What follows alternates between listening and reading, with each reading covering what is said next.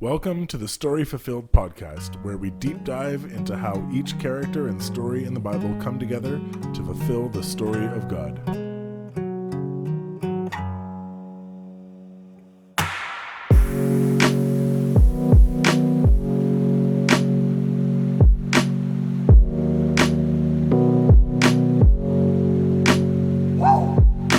I'm Jay. I'm Fletcher. And I'm Abby. And today's story is about Jezebel. Is there a song about Jezebel? I was just thinking that as we hit record. There's gotta be one. There's got to be loads of songs about. Then again, I wouldn't it's not a love song. It's probably like, you broke my heart, you jerk, Jezebel. Right? Yeah. Or yeah. There's gotta be some. There definitely is. We'll look it up and we'll get back to you. Sing it next episode Fletcher or something. will sing it for you. I don't know if we should sing it next episode, but it won't fit this theme. Okay. I was trying to Google as we go, and it just didn't work out well. So we'll leave. There might be a song. There is a song, I'm sure. Yeah, there's multiple. And that's that. Yeah. What a great segue into our question. So Jezebel, villain. Obviously, this whole season we're talking about like villains, antagonists. And so Jezebel, villain. There are some really clever villains out there in the world of like superheroes and heroes and villains and what have you. So if you could convert one villain into being good, who would you want on your side? I'll go because these slowpokes haven't thought of any yet. I'm actually wrestling between two, but you go That's ahead. so fine. Yeah. I'm going to pick, if you've seen the movie Megamind, Okay. I think it's a DreamWorks movie. He's the guy with the big blue head. Yeah. And, he's very stylish. And he is actually really smart. He has a mega mind. But very clever. And he does some pretty crazy stuff. And if he put his powers to good use, I think he could be a decent fellow. Right. I don't want to spoil the movie. Yeah. I mean, it's an old movie. It's been out for long enough. Yeah. He kind of, finds his path towards the end. Still a bad guy, but convert him to good. He could be pretty cool. Megamind. That's the thing. Like when I was looking all these up, I'm like, oh, that person be good. But then I'm like, oh no, they already have a redemption arc. And I'm like, so it's hard. Like especially Disney villains recently aren't like villains. It's like conflict and misunderstanding. So it's hard to pick one when I'm like, I don't want to waste my choice on somebody who's already turning good, like Doc Ock and Spider-Man. So Have you seen the new Spider-Man? He's still a bad guy. But then he gets better. But that movie, that was a spoiler. Here's the that problem. movie's not that old. All these Disney movies are coming out. It's like, okay, well, they're just misunderstood. The villains that we're talking about this season, they're not misunderstood. They're just bad. They're villains. And they're evil and wicked and rebellious. Yes. Right. Okay, Jay, you pick yours. So mine also, he has a bit of a redemption arc in there. But it's kind of left up for interpretation at the end. So Kylo Ren. Okay. Kylo Ren. I think he would, him and Rey could have done such good together. And I didn't know where you were going with that. Ultimately, they did, but as heroes together, right? Yeah. I don't think Abby's seen Star Wars. I have. Oh, okay. I have. Yeah. All of them. Yeah. Can I have a second one? Go for it. Because I love him as a character. Loki.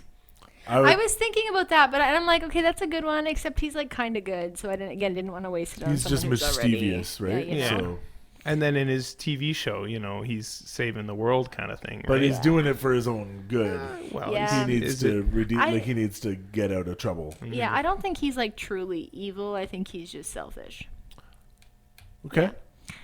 Yeah. I would pick Ursula because she has no redemption arc and she has cool powers.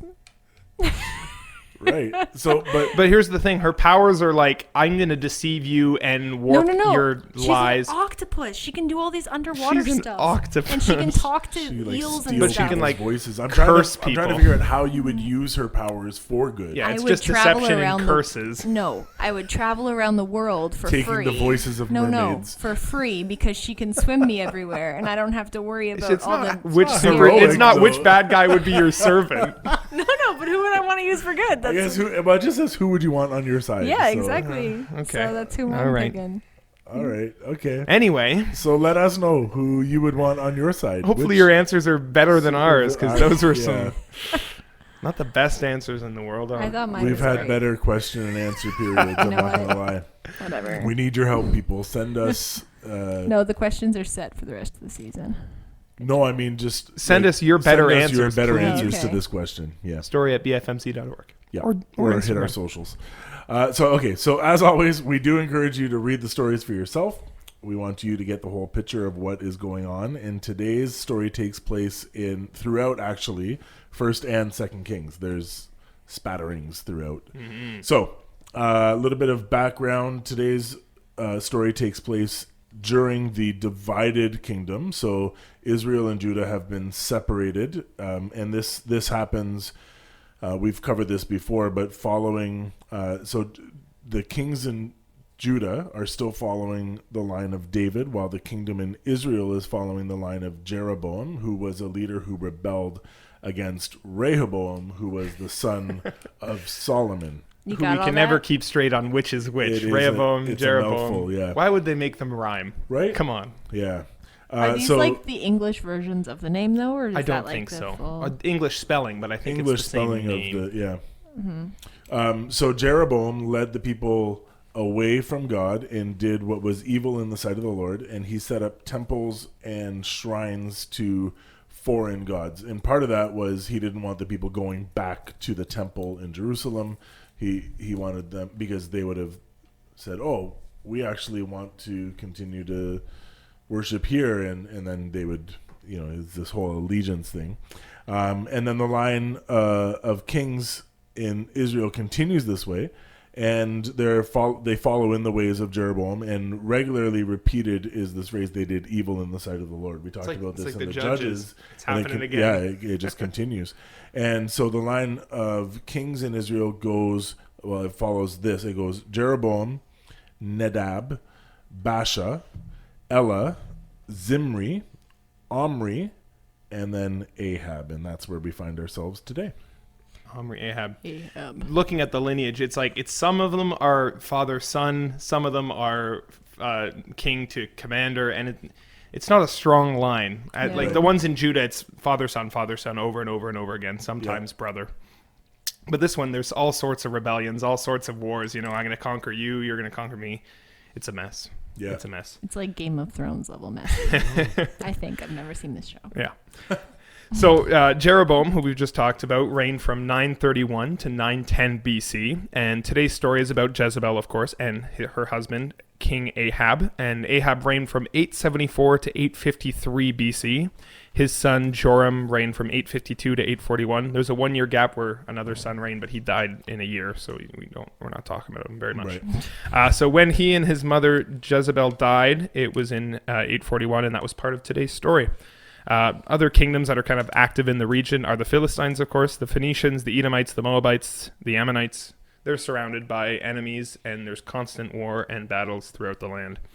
As for the main superpower of the ancient Near East, the Assyrian Empire is growing, and by around 859 BC, it's basically the dominant power in the region. Right. And of course, we know it's going to get a lot bigger because something happens later in Israel. They're conquered in around 720 BC. Right. Yeah, so today's story takes place in the northern kingdom of Israel in the capital city of Samaria. This was built by Ahab's father, Omri, who built a temple to Baal there. What a guy. Yeah, good guy. No, not really. None of them were. Samaria is in the West Bank region of Palestine, which we know is in the northern area of Israel, Jerusalem, and west of the Jordan River. Ahab and Jezebel also had a palace in the valley of Jezreel, which is close to Mount Gilboa, which is in modern-day Israel. And Jezebela... Jezebela. That sounds like a Disney princess. Yeah. That'd be good. Or like the villain. bat. Jezebel is the daughter of the priest king of the Phoenician cities of Tyre and Sidon, which are modern-day Lebanon, so just right above Israel there. What I've always wondered, and I couldn't figure this out, is Jezreel named after Jezebel? I've always wondered that too. Because they Yeah. sound so I don't- similar, but, probably not. Probably But not. 'Cause I She lived think- there. There's a palace there. Yeah. But Jezreel was Jezreel before we knew about Jezebel, so I think. I never heard of it. I've never heard of Jezreel being mentioned outside of or before the Book of Kings, but who knows? Yeah. Here's your homework, everybody. Look it up. Is Jezreel named after Jezebel? And let us know. Yeah. Who knows? Anyway, so let's get into the story. We're going to be telling actually 2 stories today, both about our main antagonist, Queen Jezebel of Israel. She is famously the most evil woman in the Bible. That is a title to hang on your wall. Yes, it man. is. Right? She gets a plaque. She would have too. We'll make her a plaque. Most famous evil woman in the Bible. She was the wife of King Ahab, who was the king of Israel, and she was the daughter of a man named Ethbaal, and he was the king of the Sidonians. Right. So Ahab... I think the king of both Tyre and Sidon at the time. Yeah. So Ahab was already this king who had angered God, and it says that he had done more to anger God than any other king before him. Another plaque to hang on your wall. And then it says, on top of that, he married this woman, Jezebel, Right. from Sidon. So bad combination, bad king, evil woman. Right. So let's start with the first story, and it's the story of Naboth's vineyard. So there's this guy, his name is Naboth, and he's a landowner in the valley of Jezreel. He owns this vineyard, and it's really close to the king's palace in Jezreel. So the king goes, and he's like, okay, I want your vineyard. You know, it's really close to my palace. I'll give you one that's basically the same, or I'll pay for it. Whatever you want, just give me your vineyard. Right. And Naboth goes, look, I can't sell this to you. It is my ancestors' field. And if you look at like the Levitical law, it's like they're not allowed to sell their ancestors' land because it's God's land. Yep. And I'm giving it to you to protect. So this man is following the Jewish law. He's following the law, and Ahab's like, I'll buy it from you. He says no. Ahab goes home and basically pouts about it. He goes to bed. He doesn't eat his dinner. He turns over, and his wife's like, what's wrong with you? And Ahab obviously tells her the whole story of what's going on. Naboth won't give me the land. You know, I want a vineyard. I want my vegetable garden in my palace. Sulking. And Jezebel, you know, what's wrong with you? Aren't you the king? You know, aren't you the governor of Israel? And she goes, you know what? I'll take care of this for you. So what Jezebel does is she starts writing these letters and signing it in the name of the king. So she's taking Ahab's name and writing these letters to all the leaders of the city of Jezreel. And she goes and tells them, okay, organize this this fast, and set up Naboth in like a seat of importance. Right. And then she also goes and hires these 2 men of, what are they, wicked men? Worthless men. Worthless men. Sinners, worthless men, you know, people who are willing to lie. And basically tells these 2 men to go and give false witness to Naboth and say, this man cursed God and cursed the king. Yeah. And of course, punishment for this is stoning and death. Right. So this is another thing that is like blatantly against the law. It's specifically don't give false witness is a really big part of the law. And these 2 men were hired to do exactly that. They play their roles perfectly. Also not to covet your neighbor's Vineyard. vineyard. Right. Right. So these 2 worthless men go and they give false witness against Naboth, say he cursed God and cursed the king. So the people do their duty and they go out and stone Naboth. Mm-hmm. Jezebela is all proud of this and goes out and is like, well, guess what, Ahab? Go claim your land. The vineyard's yours. He's like, what do you mean? He's like, well, Naboth's dead. Yeah. It's over. Go claim it. So Ahab's all excited and he goes and claims the land and it's now his.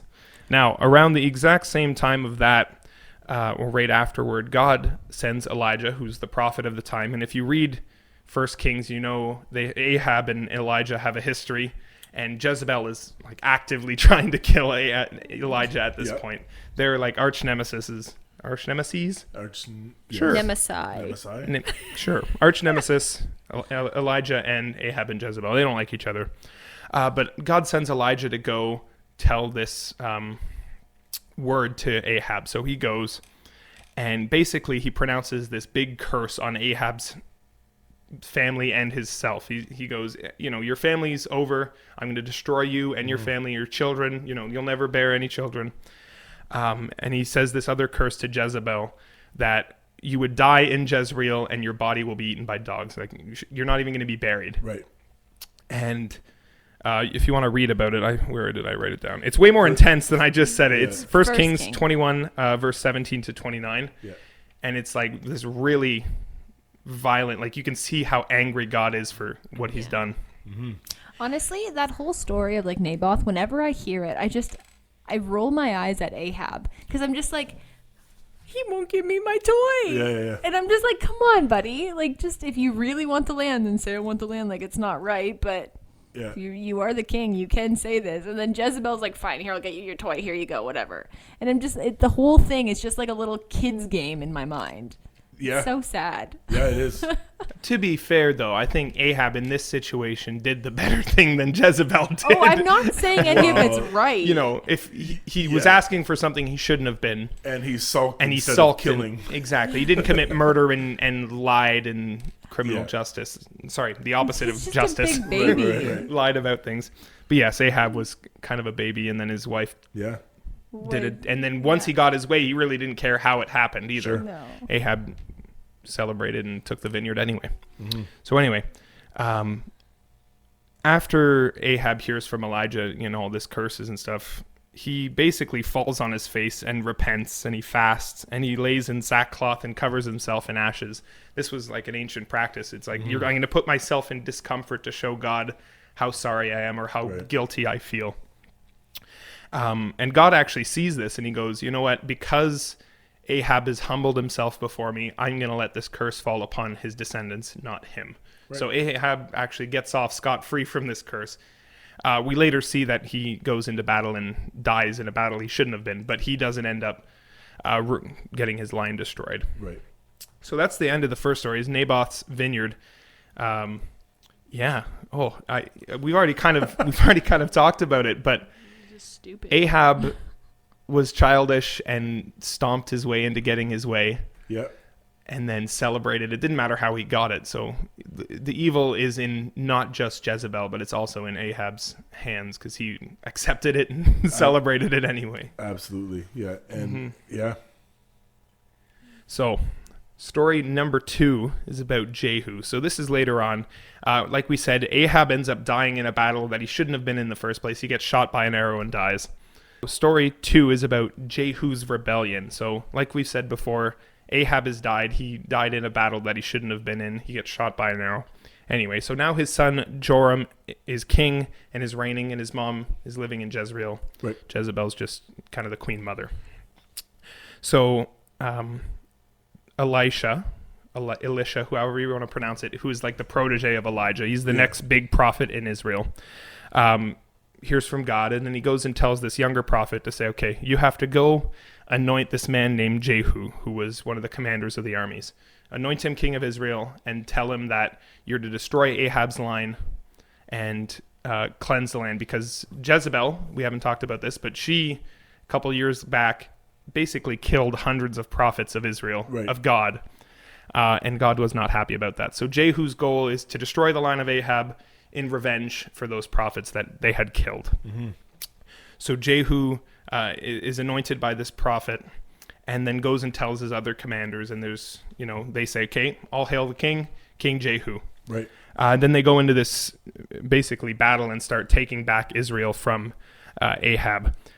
This is in 2 Kings chapter 9, and it's from verse 19 to 29. You can read about kind of their battle, but where we're going to talk about is when they start attacking Jezreel, which is, of course, the home of our favorite Queen Jezebel. That's right, Jezebela.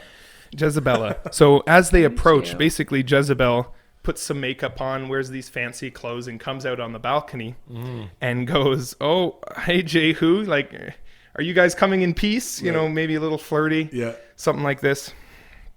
And Jehu has none of it. Walks right in, and he calls out to the servants of Jezebel and says, are any of you loyal to me? And these 2 or 3 eunuchs step up, and he goes, kill her. Right. And they do, and they push her right out the balcony onto the ground, and she dies. So Jehu has now conquered Jezreel. There's basically nothing in his way. He goes and feasts in the city, and then on his way out of the feast, they say, well, she was still queen of Israel. We're going to bury her. But when they go and return to find her body, the dogs have eaten it. So they had the feast of their own. They had a feast of their own. They sure did. All they found was a skull, her hands, and her feet. That's crazy. And the dogs had eaten her body in her own city. And if you remember back a couple minutes ago, we told this prophecy that Elijah told to King Ahab that your wife would be not buried, would die in her own city and be eaten by the dogs. And that comes to pass several years later in Jezreel. It is. It's interesting. I'm just gonna circle back. We have points to make, but her father was the king of Tyre and Sidon, and interestingly enough, when you read through Scripture, you see actually prophecy, and I'm not actually sure where Isaiah falls and Ezekiel fall in this storyline, but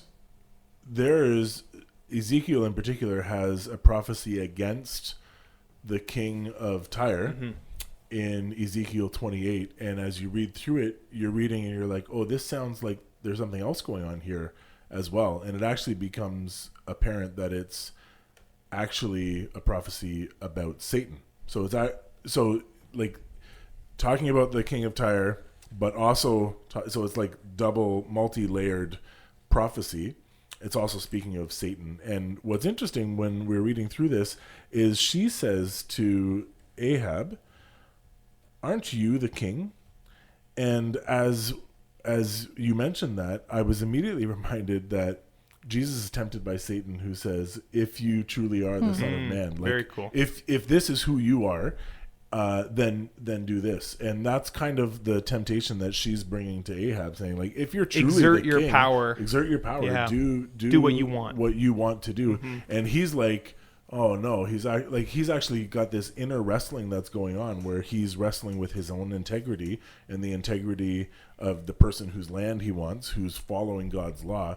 And so we see this inner wrestling there, but he's overcome by her and her persuasions. So he's a good foil to Jesus. Yeah. Yeah. Interesting. That's an interesting. It's almost like a type.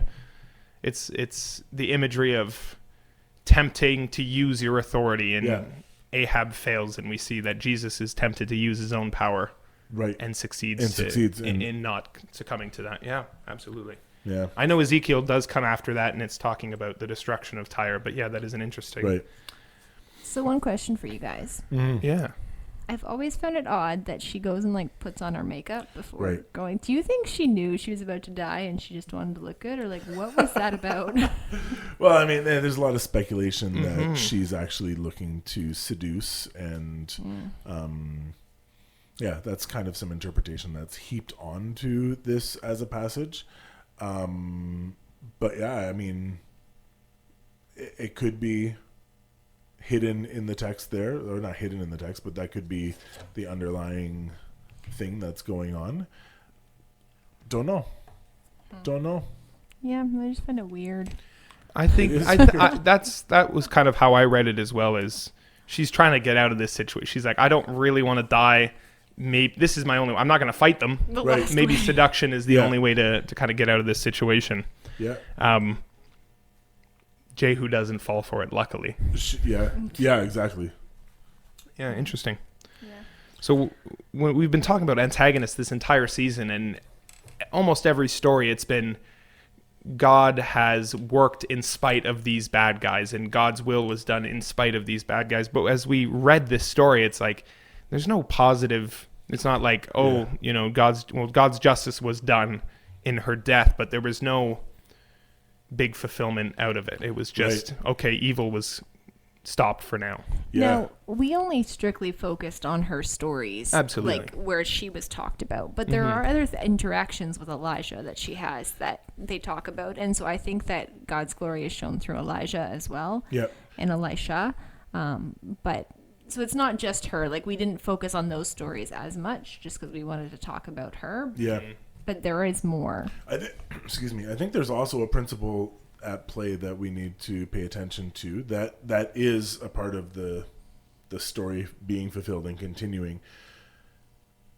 You mentioned that Ahab had already had this friction with Elijah, which came out of integrity, and Elijah calling him to integrity and him not doing what was right in the sight of the Lord. And we see that she has the same thing with Elijah. He ends up like she kind of is connected to the Baal worship taking place in the area at the time, and Elijah has this standoff with the prophets of Baal on Mount Carmel. That's it. And God puts his power on display and the prophets of Baal die. And then she's like, oh, you've done it. I'm coming after you. And then from that point on, we see Elijah is kind of running and he's scared. He's hiding in a cave. And God shows, no, you're not alone. There's 700 prophets that I've preserved. But there's this push against integrity that we see happening between both of them. And I think that that's something that we need to pay attention to as believers, is that we're called to live a life that puts Jesus on display, and we're called to live with integrity, regardless of the difficulty of this that may come out of doing that. And as we try to live with integrity, we see that great difficulty actually does come upon us. And so I think it's just a reminder of our call to continue to walk in integrity of the Lord. And we see that even though it rubs against, let's say, people that are going to be more people that aren't walking in integrity, and it's going to cause friction with those people, just like you see Elijah does and Elisha with Jezebel and Ahab. It's really, really hard friction, and it's caused hardships for Elijah, and he went through a lot of stuff. Right. But in the end, he was walking with God, and he walked in integrity, and that he ended up in a much better place than Ahab and Jezebel did. Yeah. Just doing it the easy way or their own way. Yeah. So I guess that. Oh, sorry. Well, I was going to say, we see a little glimpse of that with Ahab when he does repent. Yeah, he gets some mercy. Yeah. By repenting, absolutely. Yeah. So I guess that is how the story of God is fulfilled through this story. Yeah, and I mean, and the application of that is surround yourself with people who are going to call you to integrity and point you to God. And especially in marriage, right? We see this. We see Ahab, on top of all the evil he did, he went and he married this woman, and that was horrible for his character and his kingdom, his life. Everything went wrong after he. Yeah. And had he married somebody who would say, I thought you were a God-fearing man. I thought you were, the king of Israel, God's chosen people. If somebody were in his life who were pointing him to God, the outcome, I think, could have been very different. And so we need to surround ourselves with people who are pointing us toward Jesus and calling us to live lives of integrity, challenging us when it's difficult and keeping us in line, accountable. Yeah, and also don't marry bad people. Don't marry bad people. That's not a bad one. I think just one last thing before we head out is an important aspect of this is God's fulfillment of his promise to Elijah of the destruction of the evil king and the evil queen. And you look at us right now, we're in a sinful world. We're in this, and we're going to try to walk in integrity, but we're going to be rubbed up against, we're going to be brushed against evil. We're going to be brushed against wickedness. We're going to be brushed against all sorts of sinful everything, right? Yeah. Anything that's not godly. And he has made this fantastic promise to us that eventually he's going to solve all of that. Yeah. And all we have to do is trust him and walk in with him. And that's what his promise is. And we can walk in that. Yeah. There you go. So, yeah. Well, I guess that concludes our episode for today. Jezebela, hope to see you next week. Thank you so much for listening. Bye for now. Bye.